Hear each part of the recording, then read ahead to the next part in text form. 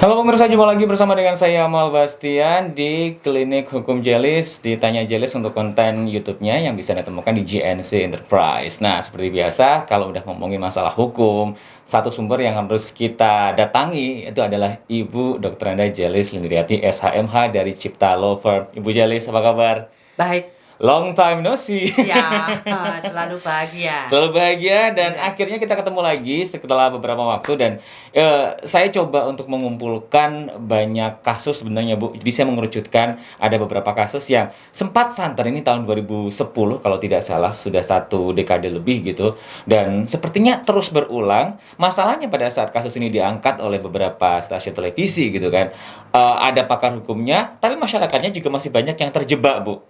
Jadi banyak modus operandi baru, banyak metode baru, sehingga yang seharusnya kita teredukasi agar kita tidak menjadi korban kasus ini, ternyata jadi korban lagi.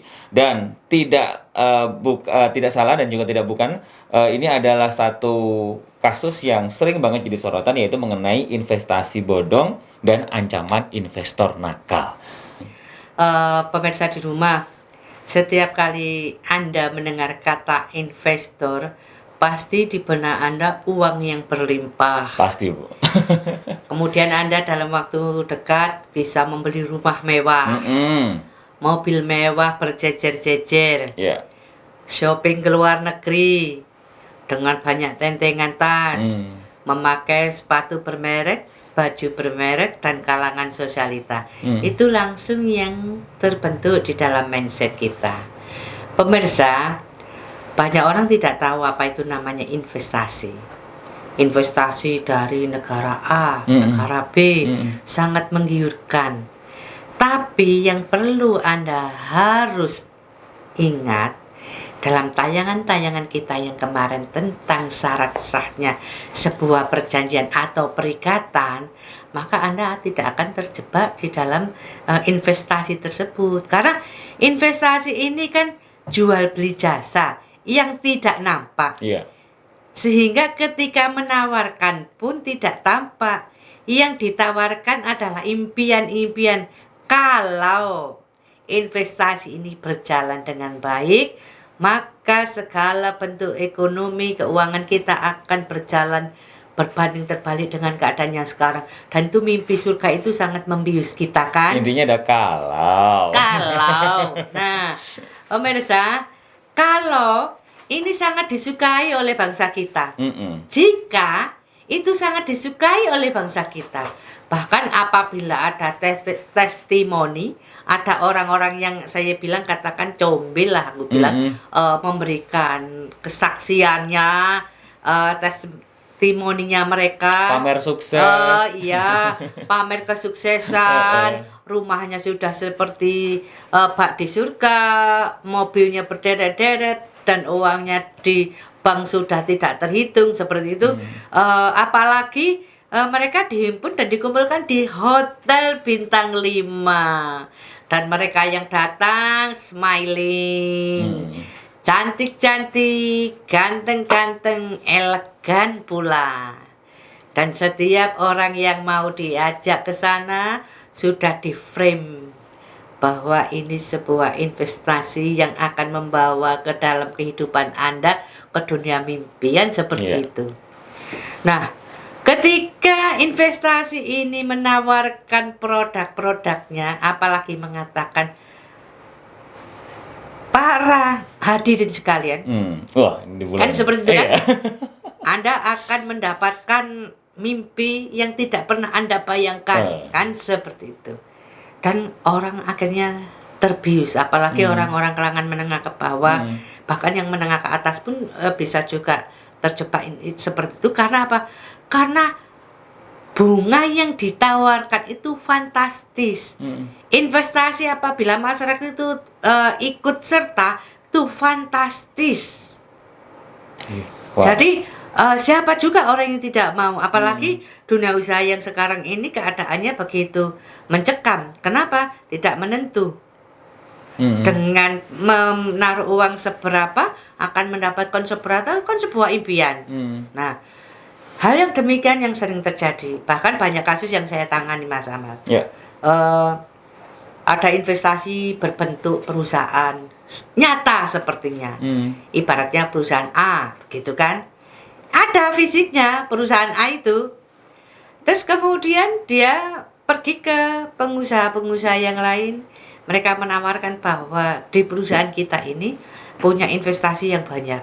Iya. Jadi kalau Anda menaruh uang Anda ke perusahaan saya, maka dalam 1 bulan itu Anda akan mendapat sekian persen. Sudah dijanjikan seperti itu. Di atas 10% loh. Iya. Di atas 10% Itu per bulan nggak ada itu. bank kayak gitu yang ngasih. Nah, seperti itu. Di atas 10% karena perusahaan kita ini profitnya banyak dan sudah terdaftar OJK. Siapa juga yang tidak akan pernah terpengaruh? Karena apa? Karena pemerintah juga sudah ambil peranan. Loh, Bu? Kata mereka. Oh, kata mereka. Soalnya tadi ada OJK ya. Iya, ada gitu. OJK. Sehingga kan orang mengatakan, nih uang gua aman nih, kan seperti itu. Nih, kita akan dapetin keuntungan banyak, uang kita nih aman. Gitu. Tinggal ngomong aja ada OJK udah aman kayaknya. Sudah ada. Untuk tipu-tipu Jadi, ya. iya. Dengan kemudian dia tampilkan banyak piala-piala. Belum lagi foto-foto sama pejabat. Foto-foto dengan pejabat, ya kan? Iya. Seperti itu. Nggak tahu pejabatnya waktu itu difoto tahu nggak untuk kepentingan komersial dia kan juga pejabat nggak tahu kan? Betul sekali. Mungkin di acara yang lain ketemuan, dia sudah di-frame-kan yang sedemikian sehingga banyak orang yang tertarik. Akhirnya menaruh uangnya ke perusahaan tersebut. Ini yang saya tangani nih Mas. Yeah. Nah, ketika kondisi ya saya sudah berhitung. Saya ini kan pengusaha juga. Selain saya pengacara, pemirsa saya ini pengusaha. Jadi saya tahu betul hitung-hitungan berapa sih keuntungan menjadi seorang pengusaha. Kenapa? Karena untuk kita menjalankan perusahaan itu untung itu enggak kita makan sendiri. Kita harus membaginya untuk operasional. Betul. Dan operasional itu sangat besar kalau pengen untung besar. Jadi tidak semuanya keuntungan itu masuk ke kantong kita. Seperti itu. Kemudian saya katakan dengan hitungan sekian, mana mungkin gitu loh kan? Kita punya untung sekian untuk sekali kita berikan ke orang lain yang memberikan kita pinjaman kan, uang investasi kan untuk perusahaan kan ibaratnya kan pinjaman. Pinjaman yang lebih besar dari pinjaman bank. Kan nggak mungkin kan? Nah, main logika saja main itu logika kayaknya aja nggak kan? ketemu nanti. Nggak ketemu itu hitung-hitungannya. Iya benar. Nah, benar juga.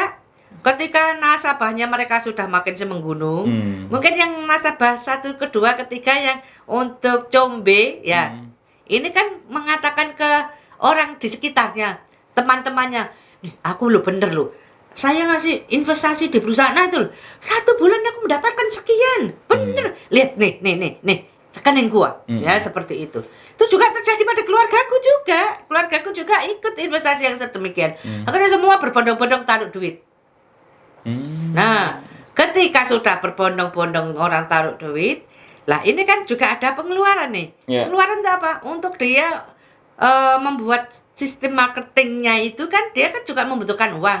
Terus kemudian untuk dia menghidupi karyawan-karyawan yang agar loyal terhadap dia kan dapat dari situ juga. Iya, benar. Nah, kemudian untuk memberikan bunga, ya bisanya kan yang di atas-atas doang. Nah ini kan sistemnya kayak piramida. Piramida yang di atas masih bisa tertawa-tawa. Memang benar itu kakinya terjadi. banyak itu yang kerja Kakinya keras. semakin banyak. Makanya itu oleh mereka selalu mengatakan bawa teman. Iya. Begitu Anda bawa teman, nanti Anda akan mendapatkan keuntungan yang lebih banyak dengan teman Anda karena kaki Anda sendiri sudah banyak. Gitu. Iya. Mereka selalu memberikan hitungan seperti itu. Terus saya katakan, ketika ini menjadi sudah fenomena gunung es meletus, biar saya sampai mendatang itu rumah ownernya, saya katakan, Pak, kamu ini ya kondisi COVID kamu pakai untuk apa tuh namanya tipu masyarakat, ya. Padahal aku ini pengusaha, tahu berapa banyak uang yang akan didapatkan dari hanya memutar uang. Anda bukan seorang pengusaha yang memang memiliki sebuah perusahaan, tapi dia menghimpun dana masyarakat, baru dia jual. Nah, belum lagi dia harus sewa tempat untuk usaha dia, untuk menghimpun dana itu, karyawan juga, dan kebutuhan tetek bengeknya itu hanya tinggal sekian persen. Nggak mungkin Anda bisa membayar uang polis yang didapatkan oleh yang harus Anda setorkan kepada orang yang menginvestasi pada perusahaan Anda, saya bilang gitu. Gak mungkin Pak, kamu ini orang kiri tapi kamu cerdas. Cerdasnya nipu orang, aku bilang begitu. Minterin orang. Bayangin Pak, lo pakai mobil, tuh mobil keringat orang lo Pak, aku bilang gitu. Lo tinggal di kantor yang bagus begini, pakai AC, pakai tempat duduk yang keren, yang nanti kalau nasabah datang kelihatannya wow, memang ini seorang direktur yang oke gitu. Nah itu uangnya orang loh, keringatnya orang, saya bilang begitu. Terus Anda membeli rumah itu pun dari uang orang, saya bilang gitu. Anda tidak memiliki kekayaan serupiah pun selain kaya imajinasi untuk tipu orang. Ya itu. Nah, klien yang saya ini endorse itu dia menaruh uang sampai 3 miliar loh. Astaga Bu. Wow. Saking trustnya dan juga terjebak ya Bu ya? Iya, karena dia bilang bahwa uang Anda ini akan mendapatkan bunga sekian persen yang fantastis. Karena kalau dia pikir kalau saya putar untuk saya dagang, keuntungan saya tidak sampai seperti itu. Yeah. Tapi ketika saya nanti mendapatkan uang dari investasi saya akan mendapatkan berlipat-lipat. Jadi seperti itu yang terjadi. Belum lagi yang kelas-kelas kampung. Belum lagi yang kelas-kelas kampung. Mereka menjual kadang-kadang rumahnya, kadang-kadang dia menjual investasinya dia untuk sekedar dia taruh. Bahkan ada yang pensiunannya loh. Aduh. Padahal kan ada yang karena pensiunan. Terbuai tadi bunga Betul, tadi. Betul, karena terbuai dengan bunga dan marketing mereka yang mengatakan bahwa perusahaan kita sudah settle, kita punya hotel, kita punya. Tapi Anda tahu enggak? Hotel itu didapat dari menghimpun uang, gitu loh. Jadi otomatis kan nggak ada keuntungan. Kecuali kalau dia menjadi seorang pengusaha yang sudah kaya raya, dia memang punya banyak hotel. Kalau dia menghimpun dana, itu kan memperbesar, ya kan? Lah ini enggak, diinvestasikan lagi ke barang yang belum tentu laku, dan itu uang itu kan mandek, seperti itu. Akhirnya mereka banyak sampai ada yang stroke, sampai teriak-teriak. Di tempat itu tuh banyak orang dari berbagai macam tempat tuh ke sana. Bahkan ada yang dari Surabaya itu bawa bis. Dia nginep di hotel. Dia bawa bis nginep di hotel. Kemudian beberapa tinggal di sana hanya ingin ketemu sama ownernya. Bagaimana nih nasib uang dari orang yang di sekitar lingkungan saya kan? Ada dia memiliki cabang-cabang di daerah itu dan mereka kumpulkan begitu. Jadi nah, itu pun tidak ada kejelasan. Dengan harapan kalau dikumpulkan nanti ditaruh bunganya juga gede. Iya. Nanti ada untungnya. Ada untungnya. Nggak bisa diambil. Ternyata nggak bisa diambil dengan alasan bermacam-macam. Sedemikian. Sudah lama ya Bu ya kasus ini Bu? Kasus ini saya tangani 1 tahun yang lalu dan sampai sekarang belum selesai. Kenapa? Karena perusahaan itu sekarang juga tidak bodoh pemirsa di rumah. Mereka memiliki legal. Legalnya gimana ya? Legal dia melindungi kepentingan dia. Nah masyarakat kan tidak ada ininya. Ketika dia mengajukan sebagai nasabahnya itu harusnya kan harus diikat di notaris. Harusnya kan? Pihak ketiga. Pihak ketiga. Yang mana itu kan bisa berkekuatan hukum. Tapi itu hanya peraturan internal perusahaan itu sendiri gitu. Yang menghimpun dana dari masyarakat tidak ada di situ. Tidak ada. Jadi dia tidak melakukan perikatan secara benar dengan melibatkan pejabat notaris yang dimana akta-akta yang dikeluarkan oleh notaris itu memiliki kekuatan hukum apabila terjadi wan prestasi antara satu dan lain. Jelas. Ini kan nggak ada. Masyarakat tidak tahu. Padahal uang di situ sudah ada yang miliaran, ratusan juta, puluhan juta. Mereka itu menggantungkan hidupnya itu sudah ditaruh di situ. Amblas. Dengan kata lain bahwa iya pimpinan kita lagi tidak ada. Jadi mereka bikin sandiwara. Banyak alasan ya. Ya, berbagai macam alasan. Sedemikian. Jadi mereka memang punya legal, tapi legal itu untuk membatasi. Jadi kalau masyarakat mengadukan masalahnya untuk menemui pimpinan, maka legal itu yang akan berada di depannya. Bukan ownernya, bukan ownernya yang memakan uangnya. Jadi nanti legal akan mengatakan dengan bahasa yang klise, ya nanti kita akan sampaikan kepada pimpinan, karena perusahaan kita juga memiliki struktur organisasi, jadi saya di sini legal hanya menjadi tong sampah dalam perusahaan. Kenapa? Setiap keluhan Anda, saya yang harus menghadapi. Jadi akan saya tampung. Entah itu Sedemikian. nanti keluhannya di follow up ke atasan atau tidak, ya kembali ke urusan legalnya. Kadang-kadang Iya. nggak nyampe ke atasnya juga. Tidak gitu. mungkin, karena memang dibuat seperti itu. Ya, mandek di legal. Dia mandek mandek di legal. legal. Fungsinya dia bayar legal itu untuk itu, gitu. Untuk menangani keluhan. Ya, untuk menangani keluhan, dia aman, dia masih tetap bisa berfoya-foya menggunakan uang orang lain.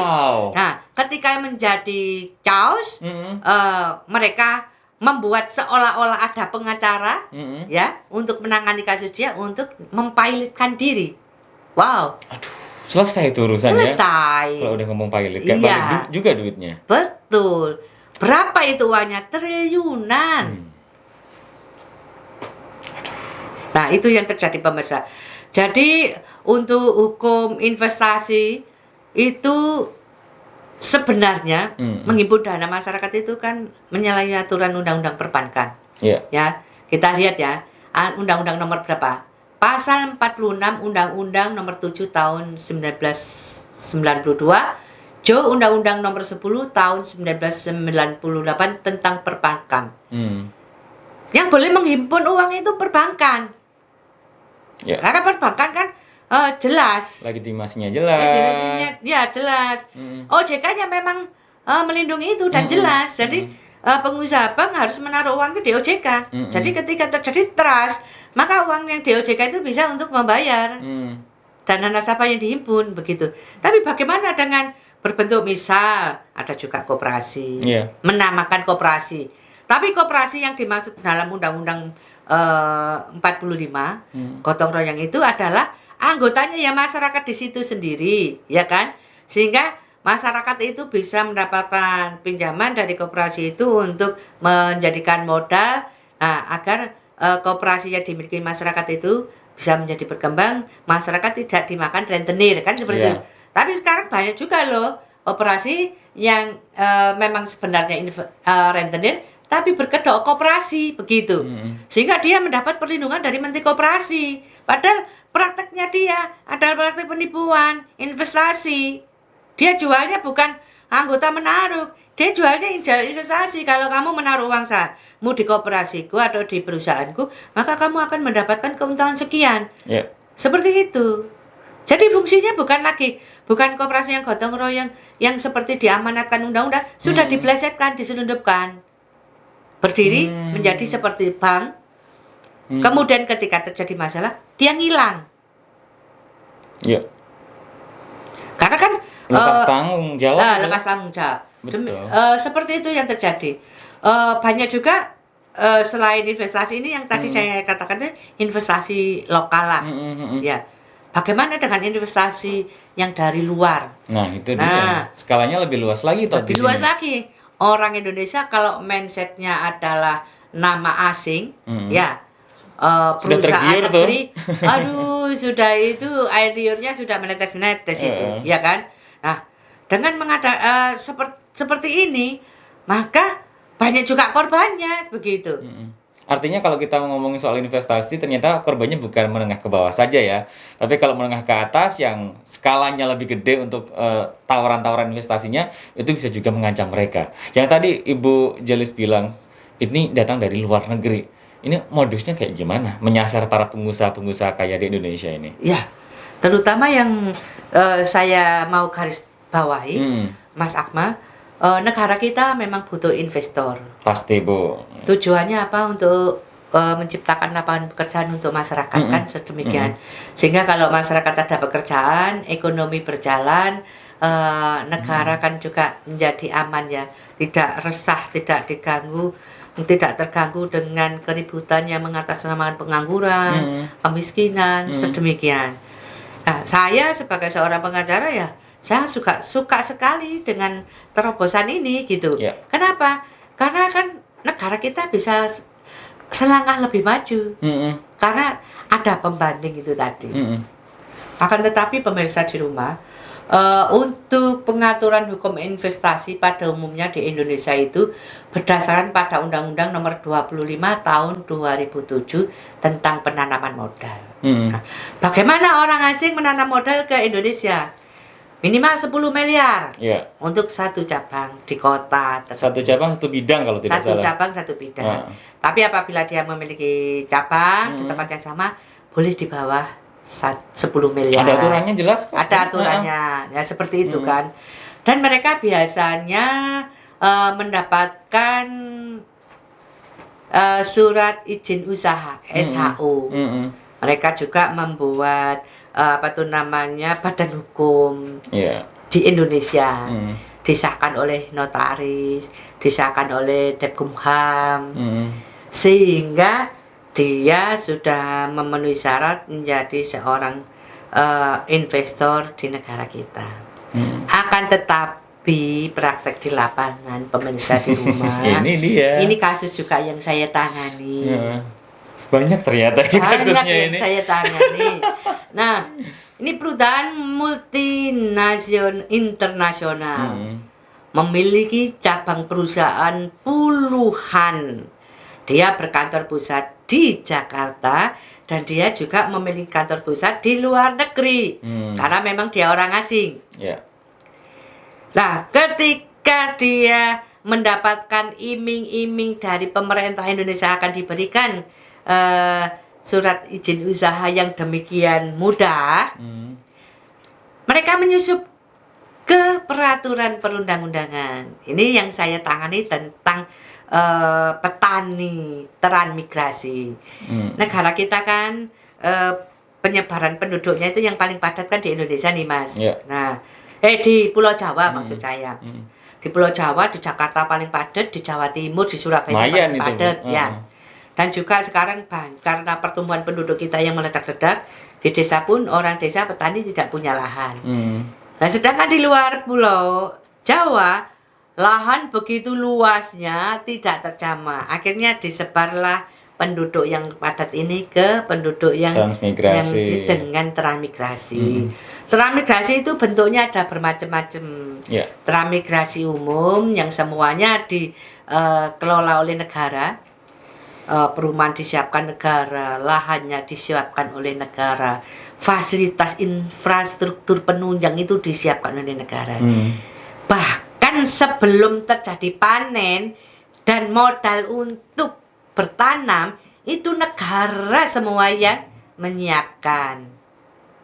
Sehingga petani yang notabene sudah miskin ilmu, miskin harta ini, harapannya di tanah pertanian ini tadi dia bisa langsung bekerja, kan begitu.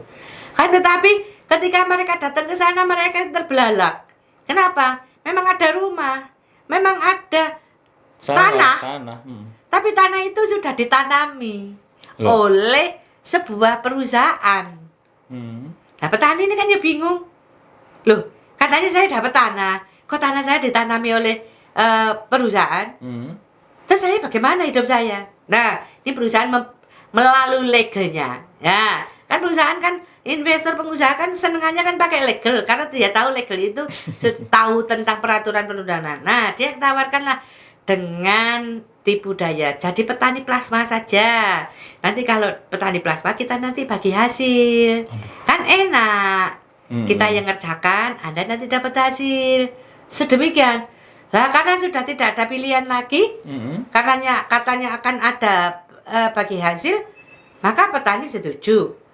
Perusahaan membuat MOU sesuka hatinya dengan memanfaatkan keadaan petani yang bodoh ilmu. Jadi petani oke aja. Ditunjang oleh aparat setempat yang menjelaskan keuntungan apabila menjadi petani plasma. Saya tidak menyalahkan aparaturnya, karena aparaturnya kan juga pengen masyarakat di sekitarnya juga sejahtera kan. Nah, oknum ini kayaknya. Oknum, ya. Nah, perusahaan investasi yang maha super penipu ini, mereka kan tahu orang Indonesia pejabat itu seneng kalau bekerja sama dengan koperasi. Maka membuatlah mereka koperasi abal-abal. Membuat koperasi abal-abal seolah-olah perusahaan investasi ini bekerja sama dengan petani, bekerja sama dengan koperasi, dengan rakyat, Nah. Sehingga kalau laporan ke presiden kan bagus. Ya, ternyata koperasi ini bukan koperasi yang dalam bayangan masyarakat. Pikiran masyarakat, kalau ada koperasi, panen yang ada di kebun dia dipetik oleh petani, petani dapat ongkos dari memetik itu tadi, ya kan? Kemudian dibawalah ke koperasi, kemudian hasil panen itu tadi ditimbang, setelah ditimbang diketahui berapa hasilnya, kemudian per kilo per tonnya itu berapa, baru kan perusahaan PT mengangkutnya ke perusahaan berikutnya. Nah, ini tidak terjadi. Koperasi hanya sebuah nama yang indah di telinga pejabat. Indah, kenapa? Perusahaan investasi berhasil membuat koperasi yang mengakomodir anggotanya, sehingga petani tidak bingung kalau terjadi panen mau dijual kemana. Kan enak sekali kan mendengarnya ya. Tapi kenyataannya tidak demikian. Bagaimana, Bu? Kenyataannya panen diambil oleh PT perusahaan, langsung dibawa ke tempat penjualan. Dan petani tidak tahu berapa jumlah yang dipanen, berapa hasilnya. Itu terjadi berpuluh-puluh tahun loh. Petani sudah mengadu ke Dinas Transmigrasi, gimana ini Pak? Tanah saya punya sertifikat, saya tidak bisa menggunakan. Tanah saya dipakai oleh PT. Dinas Transmigrasi dengan enteng mengatakan bahwa, nah, Ibu, Bapak kan sudah punya sertifikat, silakan diurus sendiri. Nggak ada bantuan tuh. Nggak ada bantuan. Nah, sedangkan dari PT mengatakan apabila terjadi kerusakan terhadap tanaman produksi mereka, maka petani akan dibawa ke jalur hukum. Loh. Nah, parah enggak? Merugikan sekali ya, itu tanahnya mereka dipakai oleh perusahaan, kalau ada yang rusak dibawa ke jalur hukum petaninya. Ya, betul. Nah, ini perjanjian macam apa ini, Bu? betul. Lebih terkejut lagi, Mas Akmal. Ya. Dirjen Bunnya mengeluarkan rincian untuk penanaman produk tanaman A ini membutuhkan per hektarnya itu sekian puluh juta. Iya. Lah, perusahaan ini yang rincian dari Dirjen Bun diberitahu ke masyarakat, nih kamu punya utang. Astaga. Karena saya membuka ini biayanya seperti yang dirincikan oleh Dirjen Bun. Dibebankan ke masyarakat. Iya, masyarakat sudah tanahnya diambil, panen juga sudah nggak dikasih, dapat utang. Yang bukan kesalahan mereka. Bukan keinginan mereka dan bukan kehendak mereka. Dan ketika petani mengatakan, mana hasil panennya, aku nggak dikasih. Dia bilang, tak pinjami dana talangan dulu, kamu utang. Loh, hebat kan? Nah, diputar balik ini ya, Bu ya? Betul. Nah, wow. Jadi waktu petani bersama LSM setempat itu melakukan perundingan dengan Pemda setempat, pemerintah setempat, pemerintah pun angkat tangan karena tidak tahu siapa pemilik PT ini. Katanya. Kecuali kalau oknum lagi nih yang main. Ya, katanya nih loh ya. Nah, ketika saya turne ke sana, karena tidak ada pengacara yang mau, karena nggak ada duitnya, bos. Tempatnya jauh, beresiko, nggak ada uangnya. Tapi karena saya lihat masyarakat harus ditolong. Saya datang ke sana. Itu jaraknya harus ganti pesawat 2 kali. Terus dari bandara tersebut saya menuju ke lokasi transmigrasi itu 6 jam perjalanan. Nah, sedemikian itu. Apa yang dilakukan oleh rakyat? Dia mengatakan bahwa penderitaannya kepada saya. Kemudian saya bawalah suara mereka pergi ke kantor pusatnya. Karena selama berada di daerah tersebut, perusahaan itu selalu mengatakan bahwa segala keputusan perusahaan itu bukan cabang, tapi pusat. Demikian. Jadi ketika dipanggil oleh Pemda setempat apa-apa, dia mengatakan saya hanya karyawan biasa yang punya wewenang pusat. Ketika saya datang ke pusat, saya ibaratnya pergi ke gua hantu. Bagaimana itu, Bu? Bagaimana tidak? Gedungnya bagus, pengawalannya ketat. saya tidak tahu di pusat itu bertemu dengan siapa. Yang saya berbekal bahwa perusahaan ini kantor pusatnya di sini, letaknya di sini nih. Saya katakan Ibu mau ketemu dengan siapa? Saya tidak tahu mau ketemu siapa. Tentunya saya mau ketemu dengan pihak manajer operasional perusahaan ini yang bergerak di bidang ini, yang berkantor cabang di daerah luar pulau, yang saya datang mewakili mereka. Mereka itu langsung semburat. Kemudian mereka, oh ya, sebentar nanti saya. Dan mereka tuh pergi. Lama kali saya menunggu. Saya sampai menunggu tuh kok lama. Yeah. Mungkin mereka lagi mau acting apa lagi, karena biasanya perusahaan investasi seperti itu. Dia bikin efek. Nah, ternyata benar juga. Saya makan marah. Orang yang satu keluar, ganti orang yang lain lagi. Nunggu lama, nggak ada.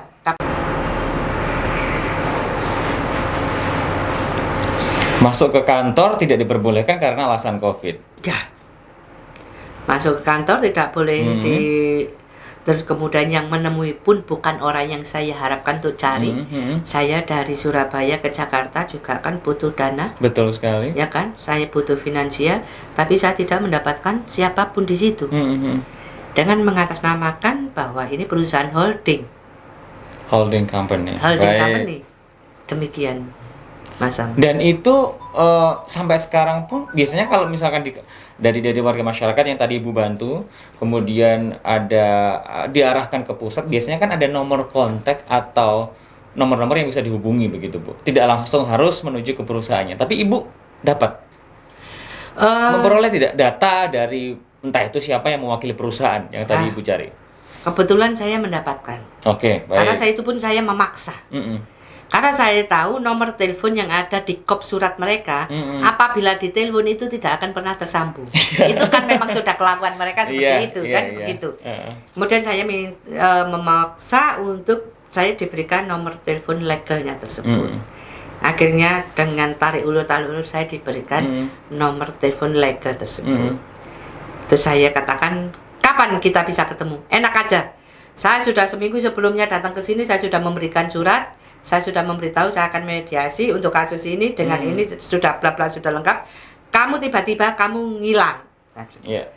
Terus kamu tidak juga memberikan solusi kepada saya. Kita bisa membahas ini kapan?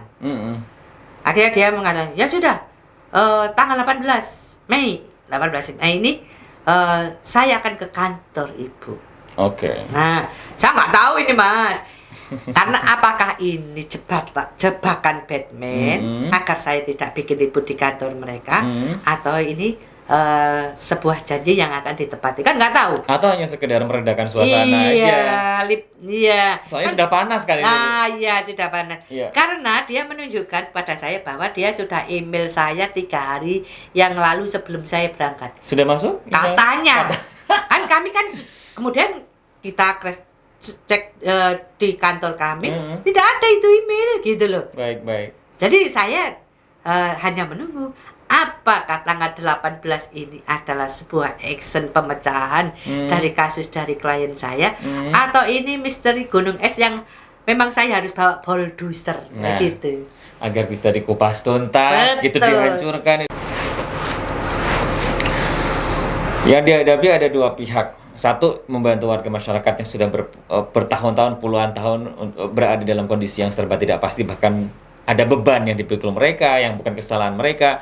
Satu lagi ini menghadapi, Bu, ini gede, perusahaan besar internasional dengan kapasitas yang kalau kita udah ngomong quality project-nya di sini, ini bukan hanya masyarakat saja yang dihadapi, tapi juga yang dihandle bisa saja oknum-oknum dalam jajaran pemerintahan, pejabat-pejabat dan sebagainya. Ini bagaimana menghadapinya? Apakah ini akan take time bertahun-tahun atau ini jadi sulit Bu kasus yang harus ditangani oleh Ibu Jelis? Pertama yang saya katakan dengan klien, para petani, pintu itu serasanya tertutup semua. Karena kemungkinan yang seperti Bang Amal tadi bilang kan kemungkinan ya terjadi dan ada. Kemungkinan itu tadi sempat kita bahas itu kalau gimana Ibu ya, ada sesuatu yang ditawar-tawarkan gitu loh, agar kasus ini tidak diusut tuntas oleh Ibu Jelis. Anda pasti tahu lah seperti apa. Nah, Seperti itu kan. Nah, saya katakan, mari kita semua mengetuk pintu langit. Iya. Yeah. Bolehlah pintu pejabat, pintu dirjen, pintu penegak hukum yang lainnya tertutup. Tapi pintu Allah tidak pernah tertutup. Kenapa? Karena air mata, penderitaan ketika kita berseru kepada Allah, maka Sang pemilik kehidupan pasti akan memberikan jalan keluarnya. Yeah, Bu. Insya Allah saya amanah untuk ini. Kenapa? Saya sendiri merasa Allah sudah begitu baik dengan saya diberikan surga dalam kehidupan saya. Dari finansial saya merasa cukup. Mungkin orang lain tidak cukup, tapi saya sudah merasa cukup. Mungkin yang lebih kaya dari saya banyak, tapi saya merasa cukup. Saya cukup memiliki surga di rumah saya. kan surga bagi orang kan bermacam-macam nih Pak ya. Nah, sedemikian ini yang saya katakan pada klien saya bahwa mari mengetuk pintu langit. Kita berdoa, kita bermunajat kepada Allah agar kejahatan yang sudah dibuat oleh manusia, yang iblisnya begitu mengelilingi dia dengan segala macam keserakahan dan segala macam trik kelicikannya untuk membuat masyarakat yang non jauh di sana tak berdaya, mungkin melewati saya bisa membuat satu cahaya kecil perubahan yang baik untuk masyarakat di tempat. Saya bukan yang memiliki kehidupan dan saya tidak bisa menciptakan takdir, tapi kalau saya oleh takdir dipaksa, disuruh membantu masyarakat yang ada di pucuk sana, maka saya bersedia dengan segenap hati, dengan segenap jiwa, dengan segenap ketulusan. Itu yang akan saya lakukan. Siapa sih yang tahu gitu ke depannya kalau misalkan diawali dengan niat yang baik gitu ya? Niat yang baik. Oleh karena itu kan dengan maraknya investasi ini Mas Akmal ya, apalagi perusahaan ini setiap tahun dia merambah hutan dia membuka perusahaan begitu banyak, dia pamer penjualan keluar dengan sekian miliar US dollar, sedangkan yang ada di tanah air kita yang tanahnya diambil serupiah pun tidak turun. Ya kan? Lah, semoga mereka dengan acara-acara sedemikian ini bisa mereka mendengar. Kalau mereka mendengar, ya kan? Banyak kan orang mendengarkan tapi pura-pura tidak mendengarkan banyak. Orang melihat tapi tidak mempunyai mata tapi tidak melihat kan juga sangat banyak. Sedangkan kalau kita berbicara untuk penegakan hukum, nah makanya itu saya katakan penegakan hukum di Indonesia itu ya kita mengetuk pintu langit. Lah, aku juga tidak bisa bicara apa, Bang. Kenapa? Kalau saya pun membuat laporan kepolisian itu kelihatannya mudah tapi sulit loh, Mas. Kelihatan mudah tapi sulit. Gimana itu? Betul. Tidak semua laporan kita itu bisa diterima dan tidak dilanjuti. Kenapa? Kan nggak mungkin saya seorang pengacara, penegak hukum, pergi ke kantor polisi berupa polseka, polreska, poldaka, melaporkan peristiwa hukum tanpa saya tidak tahu bahwa itu ada muatan hukumnya, kan nggak mungkin toh. Iya. Benar kan? Lah saya ini pengacara penegak hukum, saya tahu permasalahan hukum. Terjadi tindak pidana di dalam masyarakat. Tapi ketika kita berjalan menuju ke penegak hukum yang lain untuk ditindaklanjuti dengan kemampuan penegak hukum yang lain yang lebih besar, kadang kita ini seperti orang bodoh loh. Atau dibodoh-bodohkan malah, seolah-olah bawa kasus yang nggak ada muatan hukumnya. Padahal pengacara kan tahu jelas ini ada muatan hukumnya. Lah kalau umpamanya mak saya yang di pasar, mungkin yang nggak pernah sekolah hukum, kemudian datang ke kantor polisi, ke polsek, atau terus mengatakan bahwa saya itu loh, terus habis itu bla bla bla bla. Oh ya, oh dia nggak tahu hukum, nggak ngerti, wajar. Lah saya ini penegak hukum, pengacara yang tahu undang-undang, yang tahu peristiwa hukum, yang muatannya pidana, pergi ke penegak hukum yang lain, belum tentu itu bisa berjalan sesuai keinginan kita. Padahal sudah jelas legalnya ya, Bu. Jelas. Ya kan? Iya, Seperti itu. Jadi pemirsa di rumah, apabila Anda menjadi bagian Mm-mm. dari korban investasi, baik lokal, baik multi internasional, maka jangan pernah melakukan persetujuan atau MOU tanpa Anda melihat perjanjian tersebut dibaca yang benar, kedudukan hukum dari orang yang menawarkan investasi. Iya. Masalahnya itu kan kalau itu preventifnya, Bu. Kalau orang akan saya seperti itu, saya akan membaca dulu baru saya akan menentukan apakah saya tanda tangan atau tidak. Nah, ini kalau udah jadi korban, sudah duitnya diambil. Nah, ini bagaimana cara mengusutnya? Saya pengen nih hak saya kembali lagi. Ini harus minta bantuan ke siapa? Kalau itu mungkin modusnya nggak cuma personal saja, tapi bisa juga kumulatif banyak orang tadi, itu harus lewat mana? Karena kan selalu kalau misalkan kita mengumpulkan dana, ya nanti kita taruh di sini. Nanti biar bunganya besar, nanti kalau bunganya udah dapat kita bagi-bagi lagi. Biasanya kan ada entah itu ketua RT atau entah itu kayak kumpulan arisan-arisan kayak gitu. Itu kan ada orang yang bertanggung jawab yang hanya mengumpulkan dana saja, tapi pada saat itu masuk ke dalam investasi yang bodong tadi dan ternyata tidak ada bunganya, dia yang kena, Bu. Lewat mana cara menolong orang-orang ini? Memang biasanya investasi demikian itu memakai sistem beli putus kalau kita bicara. Beli putus. Jadi antara orang salah satu ini ketika ketua ini dia mendapatkan klien, pengikut banyak. Nah, dia akan mendapatkan fee. Nah, itu putus. Oh, udah lepas saja ya, itu urusannya dengan perusahaan, urusan orang-orang tadi. Lah, dia putus dengan dalam artian perusahaan ini menganggap putus, nggak ada urusan lagi dengan orang ini, gitu. Yang penting orangnya dapat fee-nya tadi. Kan kamu sudah kasih fee. Iya, toh. Nah, ini tapi orang yang seperti ini dia tidak tahu bahwa dia itu dibeli putus.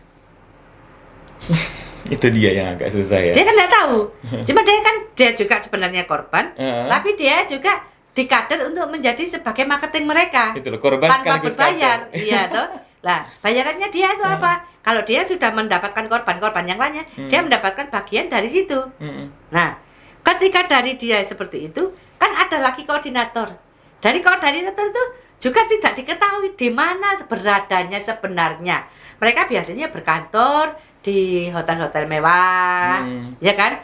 Di tempat-tempat apartemen mewah, perkantoran mewah. Kan mereka menyewanya di situ. Dan ini kan penghubung.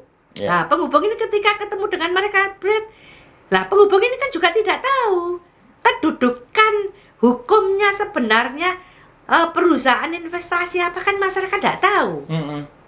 Nah, ketika terjadi sesuatu, bisa juga orang ini tahu, bisa juga tidak tahu yang di atasnya lagi. Iya. Nanti kalau misalkan warga masyarakatnya yang tadi uangnya dihimpun, terus mereka minta dananya, kan kembali ke orang itu, Bu. Nah, orang itu lepas tangan ya biasanya. Ya, dia mengatakan, kan udah lepas juga. Saya kan juga jadi korban. Oh iya, playing victim.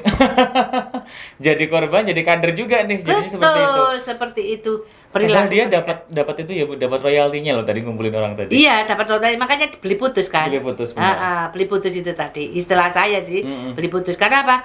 Ketika orang ini sudah membawa gerbongnya ke situ, maka akan ditangani oleh orang ini. Orang ini pun juga mungkin beli putus juga. Kenapa? Kalau dia bisa memiliki kader-kader sekian, akan dapat uang sekian, dia kan juga dapat komisi lagi. Betul. Gitu. Makanya orang ini membawa kantor yang dibiayai sendiri. Bukan dibiayai oleh perusahaan investasi lebih itu. Lebih menguatkan posisi ya untuk mengumpulkan orang sebanyak itu. Iya.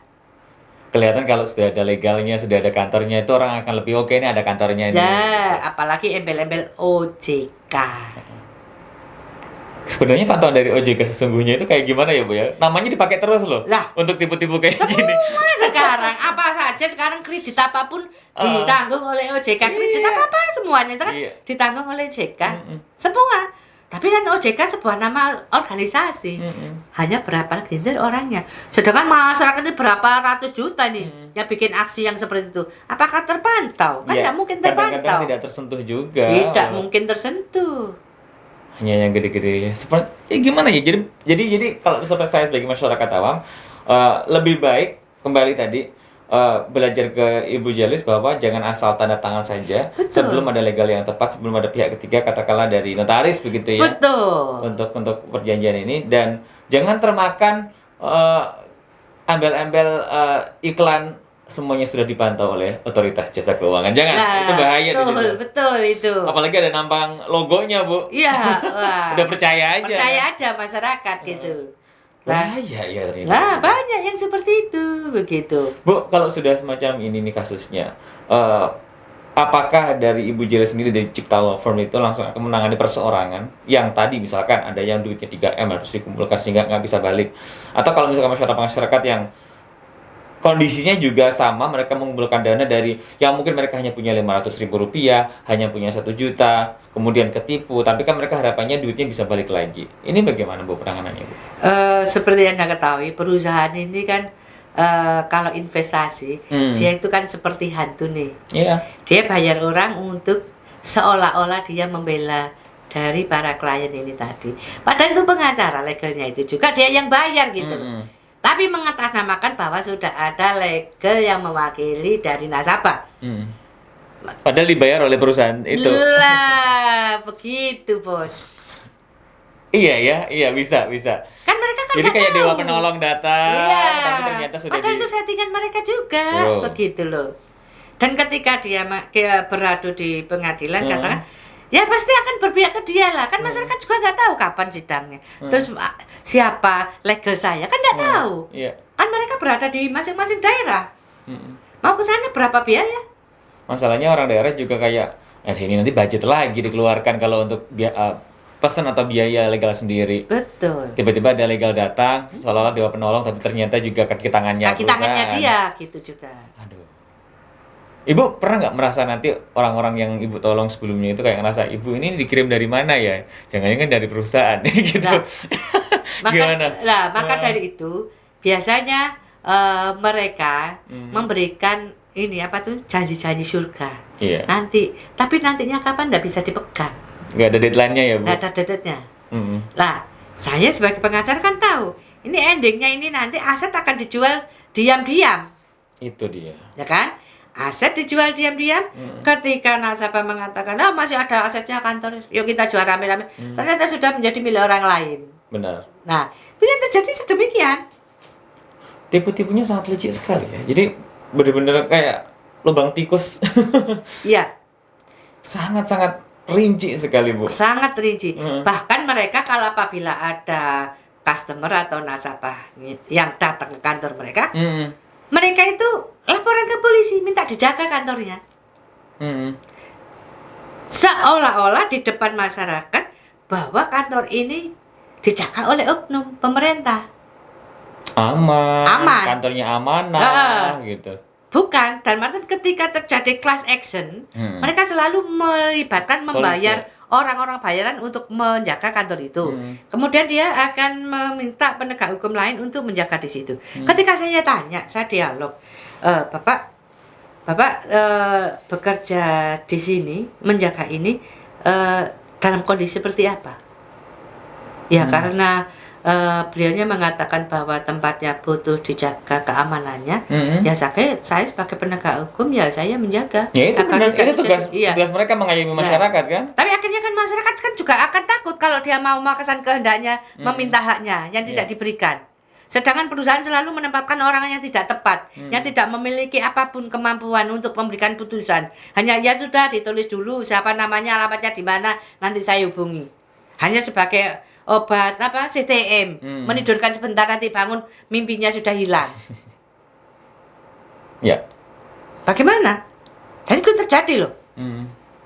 Mereka membuat klaster-klaster pengamanan sendiri yang tidak tertembus, mungkin dengan pihak penegak hukum lainnya seperti polisi, saya pengacara, jaksa mungkin tidak bisa masuk ke situ. Karena mereka punya peraturan sendiri. Saya bilang, wow, enak ya jadi konglomerat, bisa membuat negara di dalam negara. Mm. Bagaimana mungkin tidak? Ya dimaksud negara dalam negara, dia punya investasi besar, dia punya peraturan internal. Di mana siapapun tidak boleh masuk. Loh, kan peraturan internal. Mm. Kalau kamu masuk, nanti akan masuk ke pidana. Pidana apa? Memasuki pekarangan orang tanpa izin. Lah, sedangkan masyarakat perlu masuk ke situ karena untuk menanyakan haknya. Mm. Tapi dihadang oleh biasanya legal di depan pintu. Anda tidak bisa masuk. Selesai. Ya, selesai. Nah, kejahatan kerah putih itu sedemikian.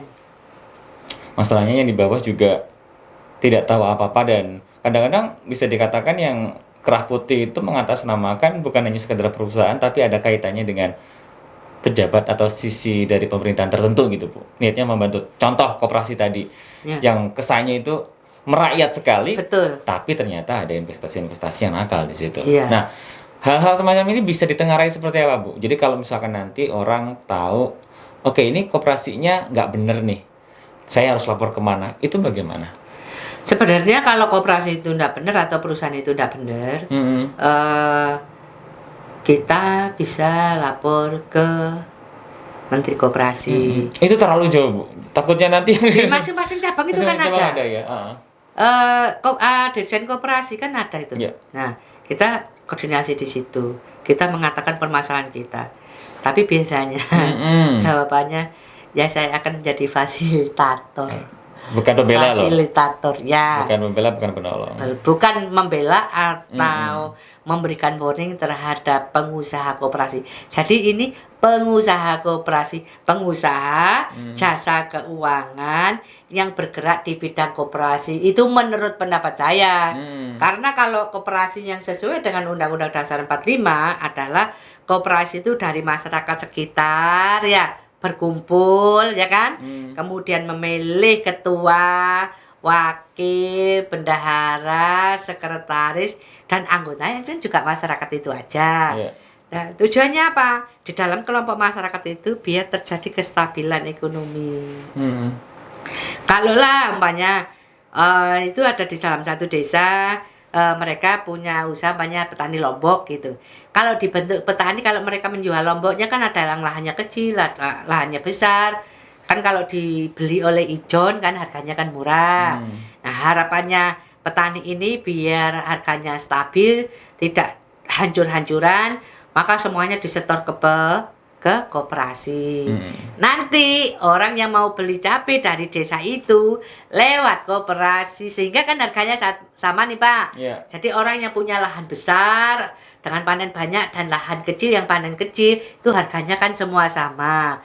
Harapan negara membentuk koperasi kan demikian. Tapi kenyataannya banyak pengusaha koperasi loh Pak. Bukan koperasi yang diamanatkan oleh undang-undang. Tuh. Itu yang ada di lapangan, Ya. pemirsa. Tapi kalau misalkan untuk investasi yang lebih parah lagi gitu Bu, yang tadi skalanya lebih besar, internasional tadi, multinasional kalau kita menyebutnya, yang harus dilakukan oleh perusahaan-perusahaan atau bahkan ini adalah apa ya, golongan-golongan orang yang bisa memiliki uang kemudian uangnya ditaruh kemudian tertipu, ini lewat mana Bu? Mereka kan punya akses tuh, beda dengan masyarakat tadi kan, Betul. masyarakat bawah tadi kan. Masalahnya meskipun mereka punya aset Pak, tadi kan saya bilang perusahaan kejahatan kerah putih kan lebih terkoordinir Dengan baik dengan sekali untuk perusahaan baik baik. sekali. Ada legal yang akan menjadi fasilitator, ya kan, sehingga tidak menyentuh ke akar permasalahan langsung. Iya. Kenapa? Dia kan hanya fasilitator. Ambil yang aman ya Bu. Ambil aman. Urusan nanti ditindaklanjuti ada ownernya, pemilik perusahaannya kan dia tidak mau tahu. Hanya mendengarkan Kan keluhan. saya kan hanya disuruh untuk menampung. menjadi garda depan Ya. untuk menerima keluhan. Untuk solusinya kan bukan kewenangan saya. Tapi bukannya fasilitator itu kan harapannya bisa menyelesaikan masalah ya. Harapannya demikian. Tapi realitanya. Fasilitator itu Iya, iya, iya. ibaratnya legal itu ibaratnya satpam di sebuah kantor. menghadapi tamu, menghadapi orang yang komplain, tapi tidak betul. bisa memutuskan untuk menyelesaikan masalah ini. Betul, demikian sama. Kita akan balik lagi, pemirsa, masih ada pembahasan mengenai investasi bodong ini sekaligus ancaman investor nakal. Nanti kita akan coba kupas juga bagaimana sih ciri-cirinya investor nakal itu, apa yang bunga-bunga seperti apa yang akan mereka katakan kepada masyarakat, khususnya mereka yang menjadi sasaran empuk bahwa ini mudah nih untuk ditipu dengan embel-embel investasi. Kami akan segera kembali, tetap bersama dengan kami di Tanya Jalis. Rehat dulu. Pemirsa, Anda masih bersama kami di Tanya Jalis, masih bersama dengan Ibu Dr. Anda Jalis Lendriati, SHMH dari Cipta Law Firm, kantor advokat. Dan kalau udah ngomongin soal investasi bodong dengan para investornya yang nakal yang bisa membodohi Anda, hari ini juga kita akan coba cari tahu bagaimana tips-tips dan juga trik cara kita berinvestasi dengan baik. Tapi sebelumnya, Bu kayaknya haus. Bisa minum dulu. Oke. Kita dari Biar tadi ngobrol. tambah seger aja. Iya. Oke. Saya pakai lagi masker saya biar aman ngobrol sama Ibu Jalis di sini. Kalau tadi sempat banyak hal yang kita bicarakan mengenai modus operandi, modus-modus para pelaku investasi bodong ini sampai dengan investornya. Nah, ciri-ciri Bu sekarang investor yang mungkin saja bisa membodohi kita para pemirsa dengan embel-embel. Itu kita harus pahamnya bagaimana, Bu? Satu, tadi kan sudah saya kasih tahu bahwa kalau kita ini mau ikut investasi atau orang yang menawarkan investasi, itu selalu pengembalian bunganya yang sangat tinggi. Berapa persen sih rata-rata, Bu? Di atas 10%, Bu. Itu udah ngawur ya. Kalau di bank kalau tidak Iya. salah per tahunnya itu 5-6%. Iya. Itu bahaya tuh. Iya. Ini per tahunnya di atas 10%. Bisa 13%, Bung. 13% itu kan berarti per bulan kan 13%. Itu kalau yang masuknya 3M ya juga lumayan, Bu. Nah, lumayan betul.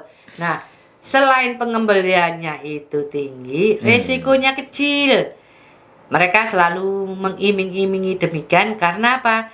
Karena pihak investor ini memiliki perusahaan yang banyak, sehingga jangan khawatir tentang masalah keuangan. Gitu. Dua, kalau ada investor mendatangimu, merayumu dan mendesakmu untuk segera mengikuti, bahkan ayo nih Pak, mumpung kita ini sekarang lagi ada diskon loh. Ayo cepetan. Ini kesempatan itu tidak pernah datang kedua kali loh. Karena setelah ini akan slotnya ditutup. Ini tinggal 1 slot loh, tinggal untuk Bapak aja. Gimana enggak dipikir lagi Kak? Seperti itu. Mirip ya Bu Jalis ya, kayak gini ya. Iya. Nah, seperti itu. Jadi masyarakat dibuat pokoknya dibuat mimpi, ayo cepat gitu. Dibuat mimpi, kemudian dibuat cepat bertindak. Ya, ambil keputusan segera. Kemudian dia selalu membatasi informasi. Informasi untuk agar orang tidak bertanya lebih banyak. Siapa perusahaanmu, siapa kamu, di mana tempat tinggal. Biasanya mereka tidak menonjolkan dirinya, tapi perusahaan investasi tersebut. Sehingga orang kan tidak berpikir, Bu, rumahmu di mana? Pak, rumahmu di mana? Kamu berkantor di mana? Kan tidak seperti itu. Jadi selalu dia mengatakan bahwa perusahaan investasi ini memiliki omset yang sedemikian besar dan dia punya pengembalian bunga yang tinggi dan risikonya sangat kecil. Karena apa? Karena dia memiliki tabungan emas yang sekian ton di perusahaan A, di Swiss, di bla bla bla. Nah, karena ini saya hanya tinggal 1 slot aja. Ayo Bu, kalau segera ambil. atau Bapak tidak bisa closing sekarang, maka ini akan saya berikan ke orang lain yang sudah menunggu di belakang Anda. Menawarkan sekaligus mengancam itu ya. Jadi karena kita sudah tidak buka lagi. Iya. Seperti itu. Biasanya kalau sudah seperti itu orang langsung sayang Bu pasti mikirnya. Sayang, biarin loh. Ini nanti kita nanti akan memberikan cashback juga. Produk ini bisa sebagai hadiah kenang-kenangan dari kami bahwa Anda sudah bergabung di perusahaan kami. Sayang loh, ini kalau dibeli berapa loh harganya, bla bla bla bla. Semakin Anda menginvestasikan yang tinggi ke perusahaan ini, maka keuntungan Anda semakin besar. Bayangin kalau 1 miliar Bapak menaruh, maka setiap bulan Anda akan mendapat 135 juta Tiap bulan Anda tidak harus mengelola perusahaan, Anda tidak harus mengalami kerugian, Anda tidak harus membayar operasional perusahaan Anda. Anda tutup kipas-kipas akan menikmati 135 juta per bulan dari uang Anda 1 miliar. 1 miliar Anda itu nanti kalau Anda tidak ambil itu uang yang 130 miliar itu akan menjadi investasi lagi, maka Anda akan mendapatkan lebih banyak lagi. Wow. Pasti kan orang akan menjadi semangat, terpukau. Bagaimana caranya dia bisa? Nah, Ibu, kalau Ibu punya aset segera Ibu jual atau gadekan, karena gade cuma berapa kecil. Tapi kalau hasil gade itu Ibu taruh, itu Ibu itu bisa sudah ngambil itu, ya, mengambil gade itu, dan Anda tetap akan mendapatkan fresh money dari kita every month sekian ratus juta. Kan senang sekali mungkin, Pak. Iya. Tawaran-tawarannya menggiurkan sekali. Betul. Ya, kemudian mereka selalu memberikan rekam jejak fiktif. Kenapa? Karena dia mengatakan bahwa ini perusahaan ini milik dia, perusahaan ini milik dia. Pernah suatu saat ini kejadian kasus, suami saya didatangi di kantornya bahwa ada investasi emas sedemikian karena dia memiliki banyak perusahaan perkebunan, minyak, PLN, bahkan dia foto Bank Mandiri dipakai dan perkebunan.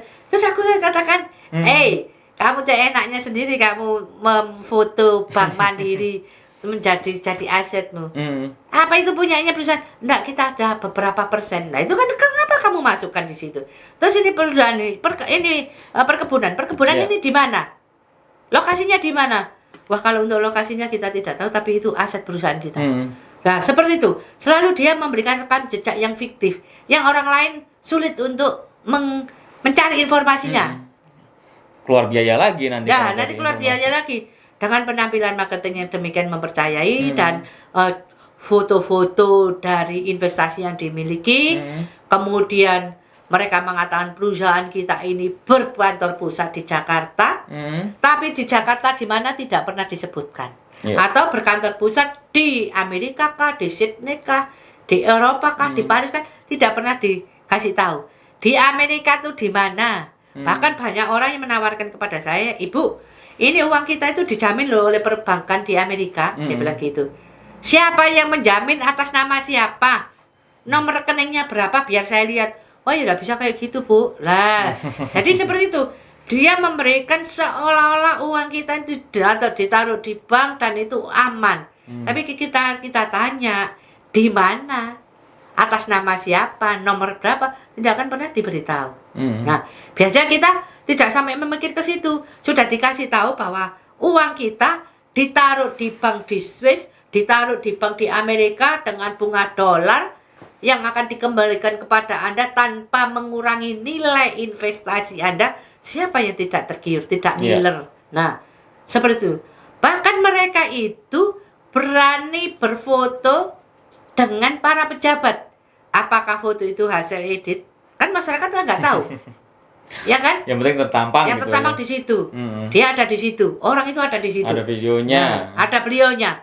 Dia juga mengikuti beliaunya itu investasi ini. Kenapa? Memang keuntungannya nyata. Saya setiap bulan mendapatkan sekian.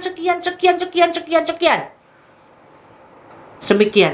Jadi kalau ada yang seperti ini, pemirsa, tolong investasi ini jangan diikuti. Kalau Anda sudah kadung kecegur, sudah kecebur, nah sudah kepalang basah, coba diurus. Syukur-syukur uang Anda bisa ditarik. Dan buatlah usaha sendiri di rumah dengan Anda manage. Bagaimana Anda membuat sebuah usaha dan memanage sebuah usaha daripada Anda tidak memanage perusahaan, uang Anda dimanage orang, tapi uang Anda amblas. Iya.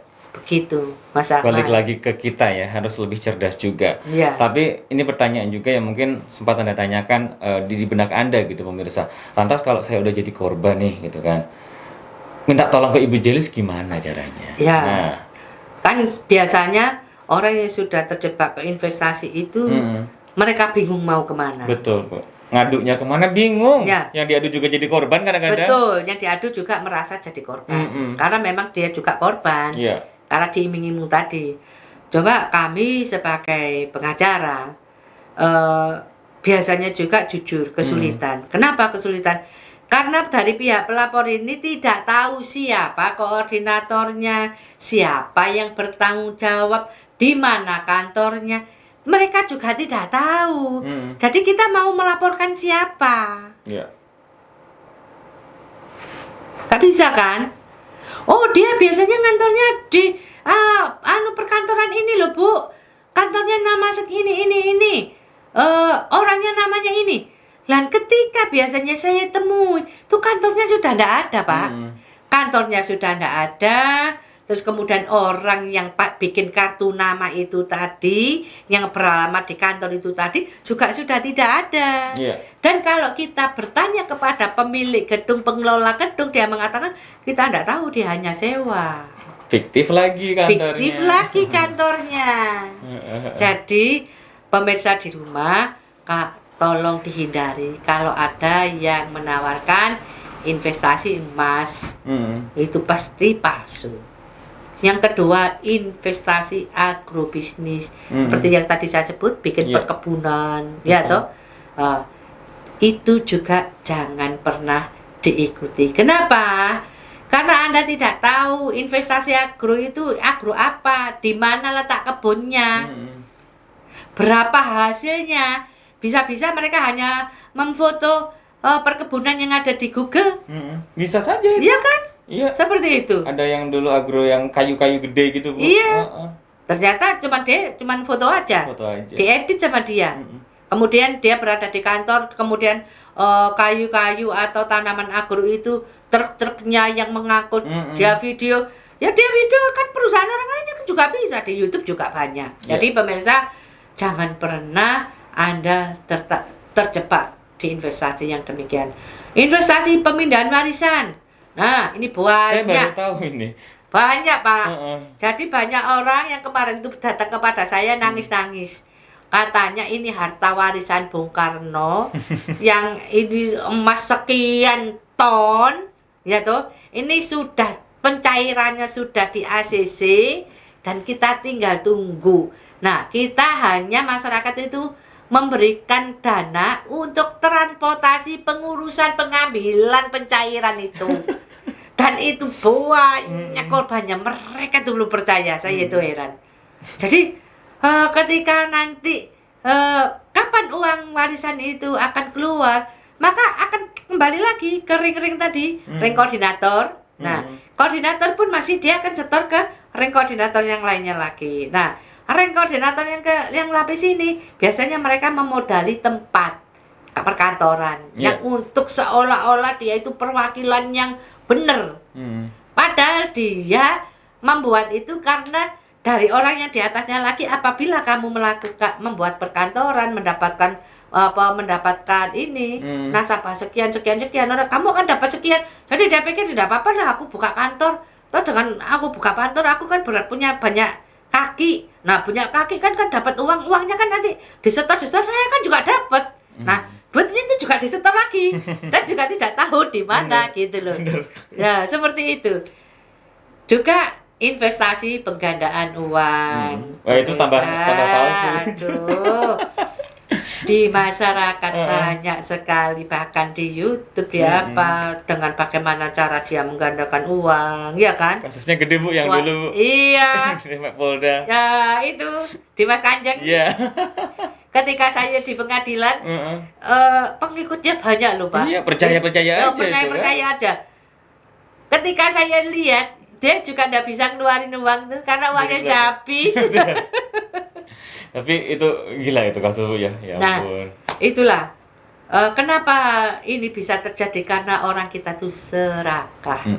Malas, tidak mau kerja keras. Dipikirnya dengan dia menaruh uangnya, dia akan mendapatkan hasil yang maksimal. Maunya instan aja ya. Instan aja. Makanya kita ini kalau jika itu kan sesuatu yang belum pasti. Tapi mereka itu sudah diyakini sedemikian rupa seperti itu kejadian yang sebenarnya. Itu yang pemirsa harus menghindari investasi yang ditawarkan oleh sekelompok masyarakat tertentu. Jadi bagaimana caranya menghindari investasi yang bodong?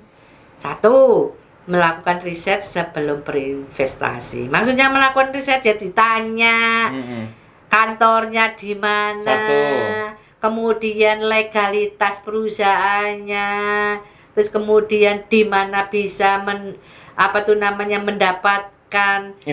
informasi tentang keberadaan perusahaan itu. Betul. Kemudian akta kenotariatan, apabila terjadi prestasi apa yang akan didapatkan, kan harus didapatkan. Nah selama ini kan mereka tidak pernah menunjukkan itu dan tidak tahu gitu. Dan juga saya juga memohon kepada rekan notaris, banyak juga kan perusahaan membuat perusahaan PT fiktif.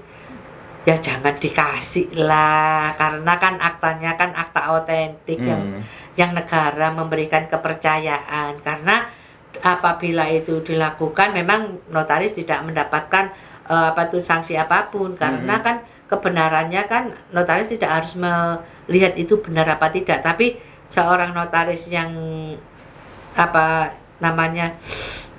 yang cerdas, yang memiliki jiwa integritas yang bagus, pasti mereka akan menolak apabila mereka ada yang mengajukan pembuatan PT atau biasanya kan mereka berbentuk PT investasi itu untuk tidak dilakukan. Soalnya udah disumpah loh. Mereka jadi notaris, jadi harus tahu nih. Nah, kemudian kalau sudah begitu harus bertanya, lebih paham kalau dia memiliki perusahaannya di mana. Lebih cerdas ya Bu ya. Ya. Terus apakah benar dia pemiliknya atau akon-akon? Kan seperti itu. Hanya kan. mengakui saja tapi nggak ada perusahaan. Enggak.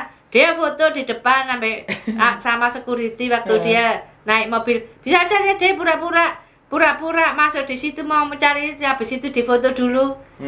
Pakai mobil bagus. Kan banyak seperti itu, Pak. Iya.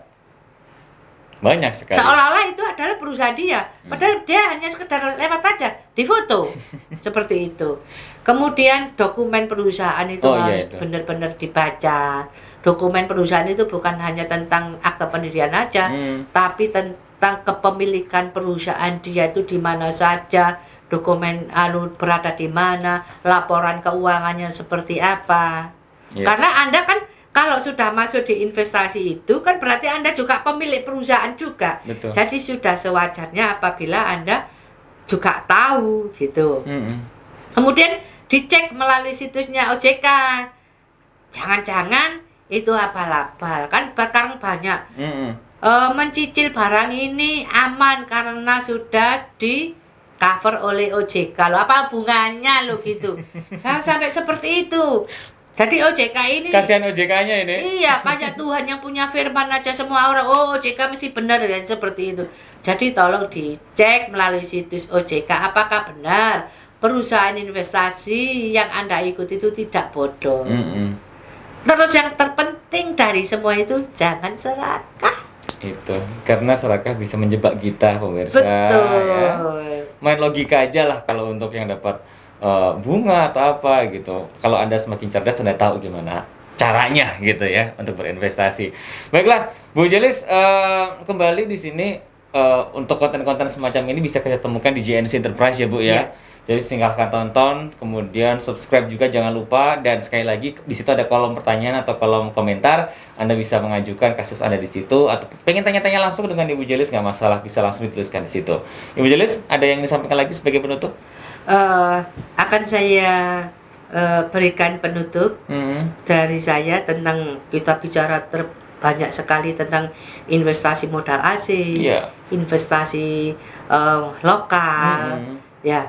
Jadi saya hanya berharap agar masyarakat hati-hati, jangan mudah percaya, itu dia. Waspadai siapa yang sedang Anda hadapi, identitasnya, tentang apa yang dia sampaikan kepada Anda. Terutama jangan serakah. Jangan katakan bahwa saya dihipnotis sehingga saya ndak apa itu namanya, saya ndak Nggak ingat sadar, apa-apa nggak atau sadar. digendam gitu ya. Itu bukan digendam, tapi karena keserakahan Anda sehingga akal sehat Anda menutup pemikiran Anda tentang kenyataan yang sebenarnya. Karena apabila Anda begitu cerobohnya, maka Anda pun yang akan mengalami kesulitan. Karena proses hukumnya sangat sulit. Sangat sulitnya kenapa? Karena tidak terendus siapa pelakunya, di mana dia berada, bagaimana badan hukumnya. Kan tidak diketahui oleh pemirsa semuanya. Sehingga ketika Anda bermasalah hukum dengan mereka, maka Anda bingung mau kemana. Itu dia. Nah, kalau misalnya masih bingung, sekali lagi temukan jawabannya di konten ini di JNC Enterprise, Tanya Jelis dan juga Klinik Hukum Jelis. Jangan lupa nyalakan loncengnya, nanti kalau ada notifikasi video baru, langsung bisa masuk ke notifikasi handphone Anda. Ibu Jelis, terima kasih banyak. Kita ketemu lagi nanti, karena masih banyak masalah atau kasus hukum yang harus kita kupas, karena kita harus terus mengedukasi masyarakat. Jangan lupa untuk memfollow sosial media beliau di Instagram @Jelis Lindriati, dan juga satu lagi di Cipta Law Firm ya Bu ya. Itu juga bisa di-follow. Saya Amal Bastin untuk acara. Terima kasih sekali lagi Bu Jelis. Terima kasih juga, sama-sama. Kita ketemu lagi dalam kesempatan. Bye bye. Luar biasa.